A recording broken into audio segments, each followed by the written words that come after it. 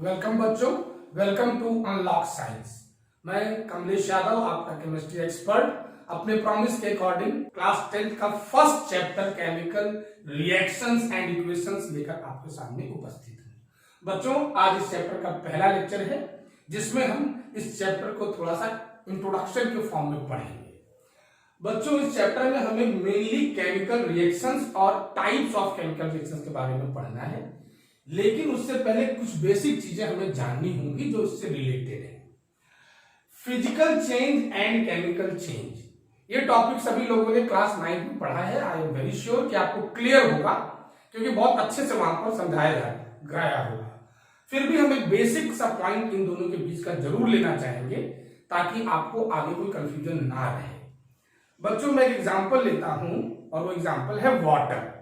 Room temperature पर हम सभी को पता है कि वाटर लिक्विड के फॉर्म में होता है। तो हम जब वाटर को लिक्विड के फॉर्म में रिप्रेजेंट करते हैं बच्चों, तो हम वहां पर लिखते हैं H2O लिक्विड। और जब इसी को आप हीट करते हैं और ये इवापोरेट होता है तो ये बन जाता है steam.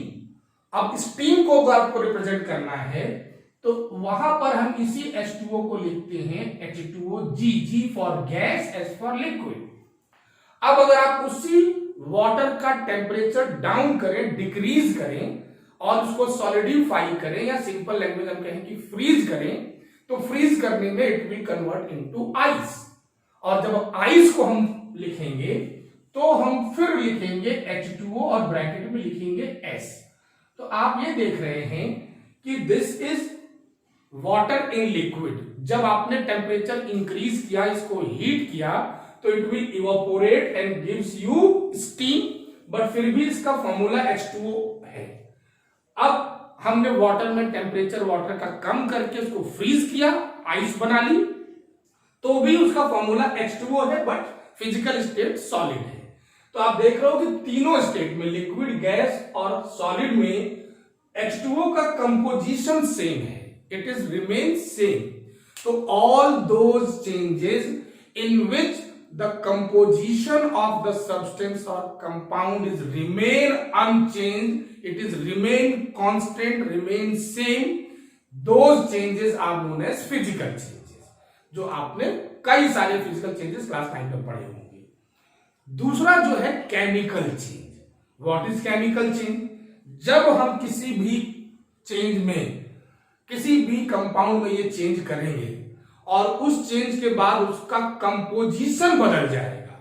All those changes in which the composition of substance will change and it will give a new substance with new composition, we call all such type of changes as what? Chemical changes. उसमें से बहुत सारे example यहां लिखे हैं। आइए मैं आपको केमिकल चेंज को इन्हीं में से एग्जांपल्स लेकर समझाता हूं। चलिए हम इसी की बात करते हैं। मैग्नीशियम रिबन, मैग्नीशियम एक मेटल है जिसका एक रिबन पतला सा ले हम और उसको बर्न करने लगे। तो आपको पता है, when you want to burn any substance you need oxygen. Any substance can be burn with the help of oxygen only. तो जब हम मैग्नीशियम रिबन को बर्न करेंगे in the presence of oxygen, तो आफ्टर गेटिंग बर्न, जब ये जल जाएगा तो it will convert into a white powder, and that white powder is a substance known as magnesium oxide. यानी कि इसकी बर्निंग करने से हमको एक नया कंपाउंड मिल गया जिसका नाम है मैग्नीशियम ऑक्साइड। इसका जो कंपोजिशन है वो मैग्नीशियम जैसा नहीं है, इसका कंपोजिशन बिल्कुल डिफरेंट है। तो हम कह सकते हैं कि this change is chemical change, and this chemical change is also known as chemical reactions. एक और एग्जांपल ले लेते हैं। यहां पर हमारे पास जिंक मेटल है और हाइड्रोक्लोरिक एसिड है। इन दोनों को हमने आपस में मिक्स किया। When you mix zinc metal with hydrochloric acid, after some time you will see कि आपको एक नया कंपाउंड मिला जिसका नाम है जिंक क्लोराइड, और साथ में एक गैस रिलीज हुई जिसका नाम है हाइड्रोजन। अब इस जिंक क्लोराइड में जिंक का कंपोजिशन मौजूद नहीं है। इस जिंक क्लोराइड की सारी प्रॉपर्टीज इन दोनों से एकदम डिफरेंट है। क्यों? क्योंकि इसका कंपोजिशन बिल्कुल डिफरेंट है। तो again we say that this is a chemical change, या इन्हीं को हम क्या बोलेंगे, केमिकल रिएक्शंस। तो chemical reactions are those chemical changes, और you can say those changes in which the substance will undergo a change to give you new substance with new composition, and the substance which is undergoing such changes are known as reactants, and the new substance which it will form with new composition are known as products. तो अगर हम इस example को देखें तो magnesium और oxygen में वो चेंज हुआ, तो इनको हम क्या बोलेंगे बेटा, रिएक्टेंट्स। और उस चेंज से जो हमको नया सब्सटेंस मिला मैग्नीशियम ऑक्साइड, उसको हम क्या बोलेंगे, प्रोडक्ट। तो अगर हम एक केमिकल रिएक्शन को जनरली रिप्रेजेंट करना चाहें तो इट इज रिएक्टेंट्स। रिएक्टेंट्स वो कंपाउंड्स या सब्सटेंसेस होते हैं जिनमें केमिकल चेंज होता है, और इस केमिकल चेंज से क्या होता है, रिएक्टेंट प्रोडक्ट में कन्वर्ट होते हैं। यानी कि रिएक्टेंट अपना कंपोजिशन बदलकर दूसरे कंपोजिशन के नए कंपाउंड्स हमको देते हैं, नए सब्सटेंसेस देते हैं। बच्चों, डिफरेंट कंपाउंड्स या सब्सटेंसेस में जो केमिकल रिएक्शन हो रही है उसको हम कुछ नॉर्मल चीजों से पहचान सकते हैं कि अगर ये चीजें उसमें दिख रही हैं ड्यूरिंग द चेंज, तो हम कह सकते हैं कि ये एक केमिकल रिएक्शन है। तो यानी कि वो केमिकल रिएक्शंस की कैरेक्टरिस्टिक्स हुई। तो कैरेक्टरिस्टिक्स ऑफ केमिकल रिएक्शंस क्या है? अगर हम इनमें से कोई भी कैरेक्टरिस्टिक उस चेंज में पाते हैं तो हम कह सकते हैं कि इसमें केमिकल रिएक्शन हो रही है। पहला है इवोल्यूशन ऑफ अ गैस। अमूमन आप देखेंगे कई रिएक्शंस में जब दो रिएक्टेंट्स आपस में कंबाइन होंगे या उनमें कुछ चेंज होगा, वो रिएक्ट करेंगे और नए सब्सटेंस देंगे, नए प्रोडक्ट बनाएंगे, तो उनमें एक प्रोडक्ट कोई ना कोई गैस होती है, वो गैस इवॉल्व होती है, उड़ती है, निकलती है। जैसे कि हम यहाँ पे एग्जांपल देख रहे हैं, जिंक मेटल को जब आप हाइड्रोक्लोरिक एसिड से रिएक्ट करा रहे हो तो इस चेंज के दौरान आपको एक कंपाउंड तो मिल रहा है जिंक क्लोराइड, और दूसरा प्रोडक्ट मिल रहा है गैस, जी फॉर गैस। कौन सी गैस? Hydrogen gas. और हम इसको प्रूव कर सकते हैं कि हाँ हाइड्रोजन गैस निकल रही है। कैसे? जिस टेस्ट ट्यूब में आप जिंक और हाइड्रोजन क्लोराइड का रिएक्शन करा रहे हैं उसमें एक कॉर्क लगा के एक पासिंग ट्यूब लगा दी जाए, और जब जिंक और हाइड्रोक्लोरिक एसिड का रिएक्शन होगा, हाइड्रोजन गैस निकलेगी, तो वो उस पासिंग ट्यूब से बाहर आएगी। उस पासिंग ट्यूब के मुंह के पास आप एक बर्निंग मैच स्टिक ले जाइए, तो हाइड्रोजन गैस बर्न होगी और पॉप साउंड, चट चट चट ऐसी आवाज आएगी, जिससे आप कह सकते हो कि hydrogen gas is burning with pop sound. ये हाइड्रोजन गैस की पहचान करने का तरीका है। लेकिन क्योंकि उस रिएक्शन में गैस निकली, तो हम कह रहे हैं कि this is a chemical reaction. उस चेंज में गैस रिलीज हुई, तो that change is known as a chemical reaction. तो evolution of gas is one of the characteristic of the chemical reaction. दूसरा बेटा, फॉर्मेशन ऑफ प्रेसिपिटेट। जब हम किसी सब्सटेंस को वाटर में डिसॉल्व करते हैं तो उस मिक्सचर को हम कहते हैं एक्वस सॉल्यूशन। जो सबसे कॉमन आपने घर में देखा, नमक, that is sodium chloride, salt, उसको वाटर में डिसॉल्व कर देते हो। फिर डिसॉल्व करने के बाद आपको वाटर में NaCl दिखाई नहीं पड़ता, तो this is aqueous solution of NaCl। लेकिन अगर आप चॉक पाउडर को पानी में डिसॉल्व करते हो तो आप देखते हो कि थोड़ी देर बाद वो पानी के नीचे जमा हो जाता है, इकट्ठा हो जाता है, सेटल हो जाता है बॉटम में, उसको हम बोलते हैं प्रेसिपिटेट।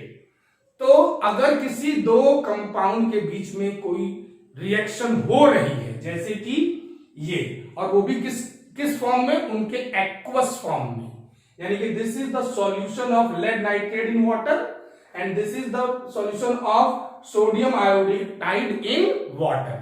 जब ये दोनों आपस में रिएक्ट करेंगे तो आपको प्रोडक्ट मिलेगा सोडियम नाइट्रेट, जो कि इन्हीं की तरह होगा, वाटर में डिसॉल्व होगा। लेकिन जो दूसरा प्रोडक्ट इनसे बन रहा है, लेड आयोडाइड, वो वाटर में डिसॉल्व नहीं होगा और वो टेस्ट ट्यूब में प्रेसिपिटेट के फॉर्म में नीचे डिपॉजिट हो जाएगा, सेटल हो जाएगा। तो हम कह सकते हैं कि प्रेसिपिटेट अगर बनता है किसी भी चेंज के दौरान तो वो एक केमिकल रिएक्शन है, और प्रेसिपिटेशन भी केमिकल रिएक्शंस की एक कैरेक्टरिस्टिक है। अब हम बात करते हैं चेंज इन कलर। हम यहीं पे बात कर लेते हैं। मैग्नीशियम रिबन जब आप बर्न करोगे, लैब में भी जाओगे, स्कूलों में तो करोगे, ये बहुत कॉमन सी एक्टिविटी हम लोग स्कूल में करते हैं। तो when you burn magnesium ribbon का कलर कुछ और होता है। जब ये बर्न हो जाता है तो it will convert into white powder, यानी कि उस मैग्नीशियम रिबन का कलर कैसा हो गया आफ्टर बर्निंग, व्हाइट पाउडर जैसा, यानी कि कलर चेंज हो गया। और एग्जांपल आप ले सकते हैं जैसे रस्टिंग ऑफ आयरन, सबने घरों में देखा, आप सबके घरों में आयरन की चीजें पड़ी रहती हैं, आयरन की रॉड्स पड़ी रहती हैं, उसके ऊपर आप देखते हैं ब्राउन कलर का एक लेयर कंपाउंड का डिपॉजिट हो जाता है। तो आयरन तो ब्राउन नहीं था, लेकिन जब वो कंपाउंड बना तो उसके ऊपर ब्राउन कलर की जो लेयरिंग हो जाती है, जिसको हम रस्ट बोलते हैं, this is also indication of change in colour. तो हम बोल सकते हैं कि चेंज इन कलर भी किसी चेंज में एक कैरेक्टरिस्टिक है कि वो चेंज कैसा है, केमिकल रिएक्शन है। फिर है चेंज इन टेम्परेचर। अभी तो आजकल नहीं देखा आपने, लेकिन पहले घरों में पुताई हुआ करती थी, व्हाइट वॉशिंग होती थी, तो हम लोग कैल्शियम ऑक्साइड लाते थे, जिसको हम क्विक लाइट बोलते हैं, और इसको हम जब वाटर में रात में डिप करके छोड़ते थे तो उसमें बहुत से बबल्स उठते रहते थे। ऐसा इसलिए होता था कि इसकी रिएक्शन से हीट जनरेट होती है। तो अगर आप कैल्शियम ऑक्साइड को वाटर के साथ किसी टेस्ट ट्यूब में रिएक्ट कराओगे तो आप पाओगे टेस्ट ट्यूब गर्म हो गई। क्यों? क्योंकि इस रिएक्शन में हीट रिलीज हुई। तो उस हीट रिलीज से भी ये पता चल जाता है कि ये रिएक्शन केमिकल रिएक्शन है, ये चेंज केमिकल रिएक्शन है। तो चेंज इन टेम्परेचर भी एक कैरेक्टरिस्टिक्स है केमिकल रिएक्शंस का। तो बच्चों, मैंने आज आपको बताया कि केमिकल रिएक्शंस क्या हैं और केमिकल रिएक्शंस की क्या कैरेक्टरिस्टिक्स हैं। केमिकल रिएक्शंस को और बहुत डिटेल में अभी हमें आगे पढ़ना है। How to represent the chemical reaction, how many types of chemical reaction, and what is the chemical equation, हम आपको ये नेक्स्ट लेक्चर में बताएंगे।